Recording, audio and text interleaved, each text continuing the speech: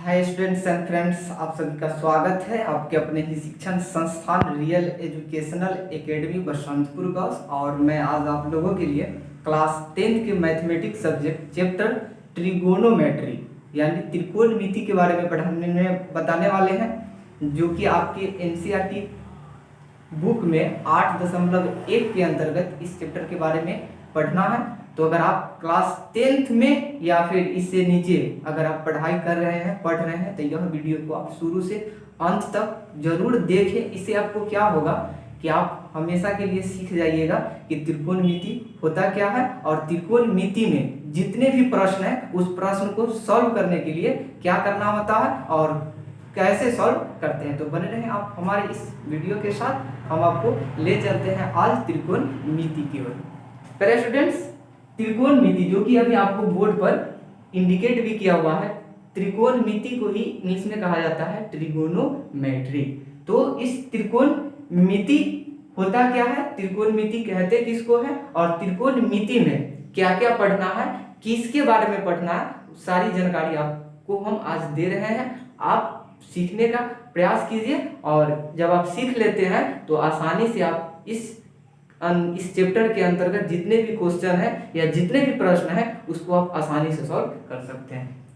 पहले स्टूडेंट्स, त्रिकोणमिति को अगर हम खंडित अगर करेंगे यानी इसको अगर हम संधि विच्छेद अगर करें तो ये 3 पार्ट्स में बटेगा। एक में बटेगा आपका त्रि, दूसरा हो जाएगा आपका कोण और तीसरा आपका हो जाएगा मिति। प्यारे स्टूडेंट्स, तो अभी आप यह जानिए कि त्रिकोणमिति को जब हमने डिवाइड अगर किए यानी इसको अलग अलग अगर किए तो एक पार्ट्स आ गया त्रि, दूसरा पार्ट्स आ गया कोण और तीसरा पार्ट्स आ गया मिति। त्रि का मतलब होता है त्रिभुज। तो आप तो त्रिभुज के बारे में जानते ही होइएगा कि त्रिभुज होता क्या है, त्रिभुज कहते हैं किसको है और त्रिभुज कितने प्रकार के होते हैं और इसी त्रिभुज में कोण भी होता है। तो त्रिभुज के 3 कोण होते हैं और 3 भुजा होते हैं। तो सिर्फ कोण अभी देखिए कि कोण क्या हुआ, तो त्रिभुज के कोण यानी त्रिभुज में 3 कोण होते हैं और तीसरा पार्ट इसका है मिति। तो मिति में आ जाएगा भुजा, तीनों भुजा आ जाएगा। तो यही आपका क्या कहलाएगा, त्रिकोणमिति का जो भी अर्थ है वो अभी आप समझ लीजिए कि ये क्या होता है।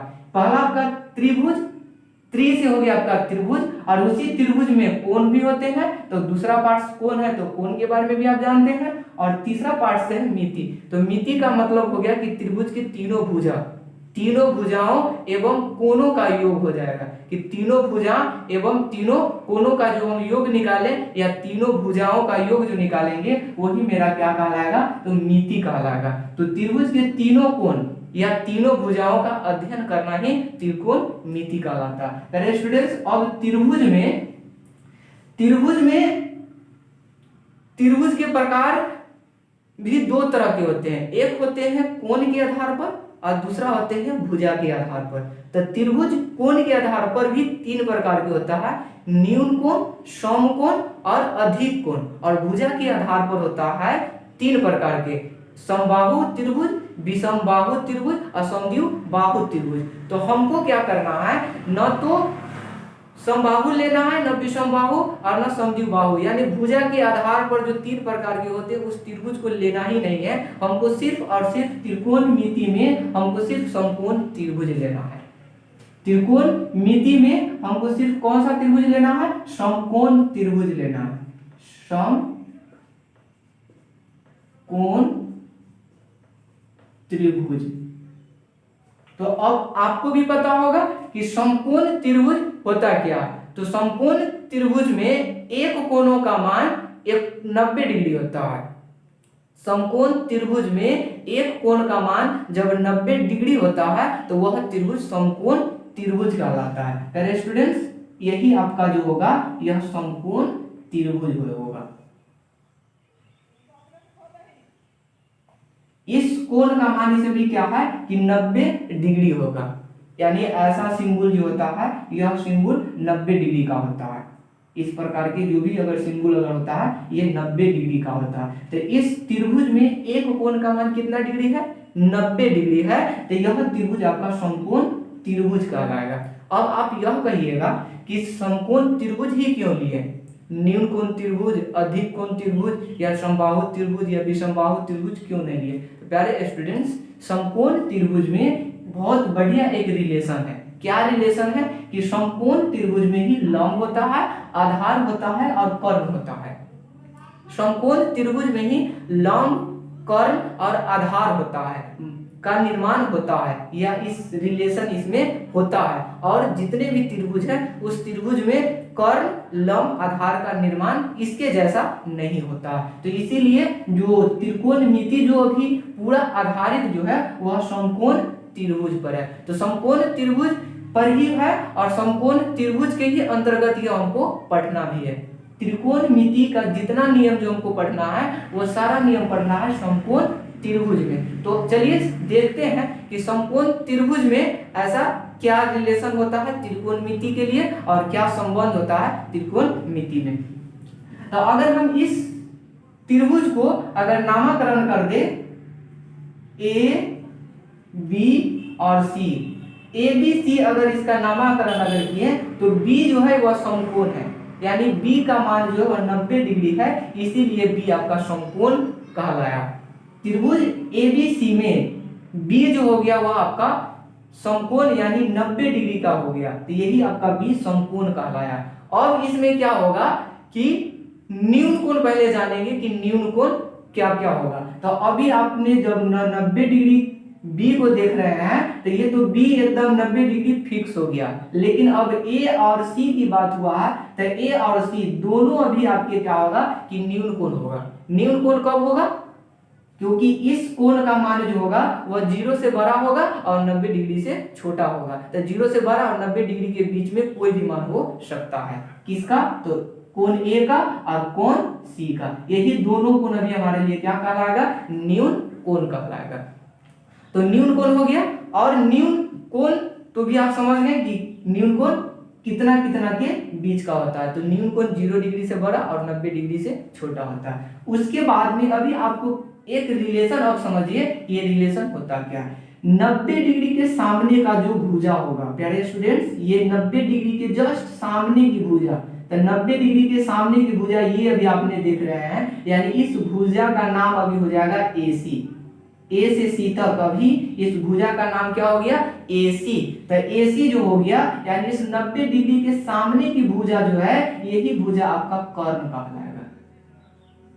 प्यारे स्टूडेंट्स, एक रिलेशन अभी आप समझ लीजिए कि 90 डिग्री के सामने की भुजा कर्ण होता है, और यह कर्ण जो होता है यह सबसे बड़ी भुजा होता है, और यह एकदम फिक्स है कि 90 डिग्री के सामने की भुजा ही कर्ण होता है। ये कभी भी बदलेगा नहीं और कभी भी इसका बदलाव नहीं होगा। लेकिन जो न्यून कोण के आधार पर लंब का निर्माण जो करेंगे और आधार का निर्माण जो करेंगे वह न्यून कोण के आधार पर ही होता है, और न्यून कोण अगर चेंज होगा तो लंब आधार भी बदल जाएगा। प्यारे स्टूडेंट्स, अब हमने अगर इस प्रश्न में अगर न्यून कोण अगर ए को मान लिया जाए या मान लिया गया तो एक के जस्ट सामने यानी न्यून कोण के सामने की भुजा ही लंब होता है। तो अभी आप देख रहे हैं कि कोण जब ए न्यून कोण जब हो गया तो इस कोण के सामने की भुजा अभी आपने क्या देख रहे हैं, BC। इसका नाम क्या है, तो BC। तो BC क्या होगा, लंब होगा, लंब। BC क्या हो गया, लंब हो गया। तो अभी आपने तो दो भुजा चुन लिए, 90 डिग्री के सामने की भुजा कर्ण हो गया और न्यून कोण के सामने की भुजा लंब हो गया, तो बच कौन गया।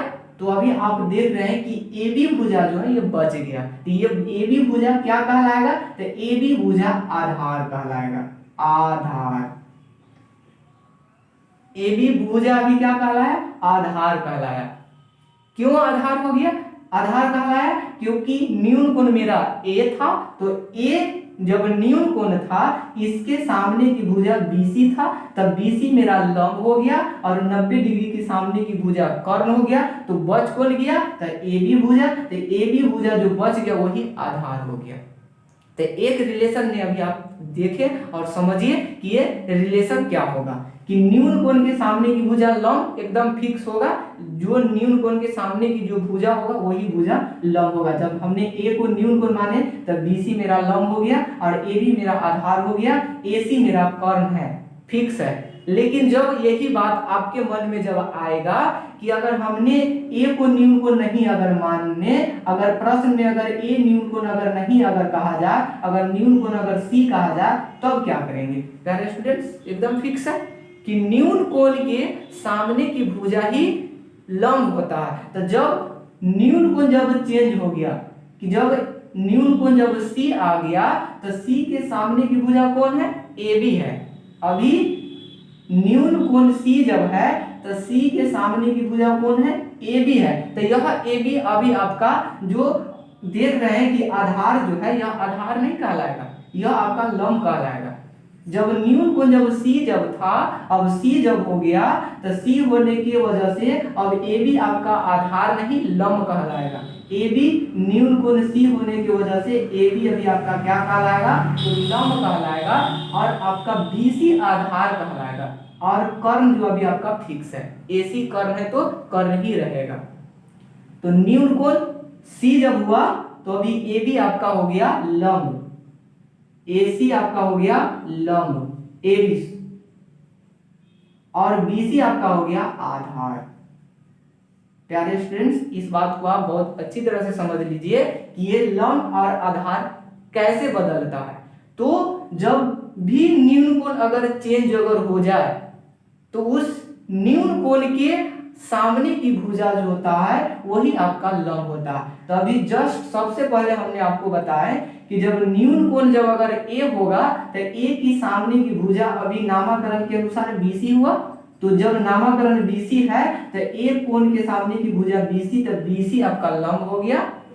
न्यून कोण ए होने की वजह से बीसी मेरा लंब हो गया।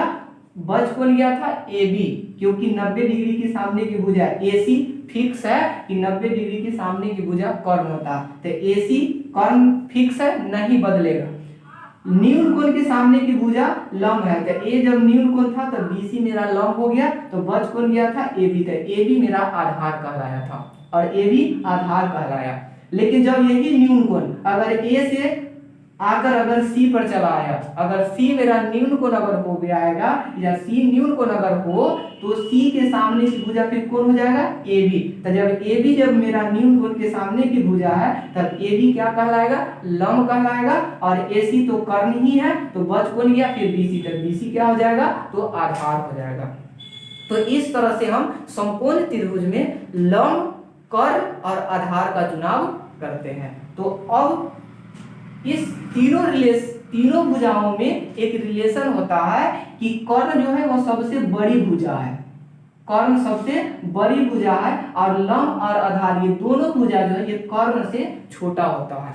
तो ये कर्ण का मान अगर हमको अगर प्रश्न में अगर निकालना पड़े, प्रश्न को सॉल्व करने में अगर कर्ण का जरूरत अगर पड़े और वहां पर कर्ण का मान नहीं रहे तो हम क्या करेंगे? तो वहां पर कर्ण का मान निकाला जाता है, कर्ण का मान हम निकाल लेंगे। तो बहुत ही सिंपल तरीका है और बहुत ही सिंपल फॉर्मूला होता है कर्ण निकालने का। तो अगर हमको कर्ण नहीं दिया रहे, कर्ण भुजा का मान नहीं दिया रहे और लंब और आधार का मान अगर दिया रहेगा तो हम कर्ण निकालने के लिए फॉर्मूला जानते हैं।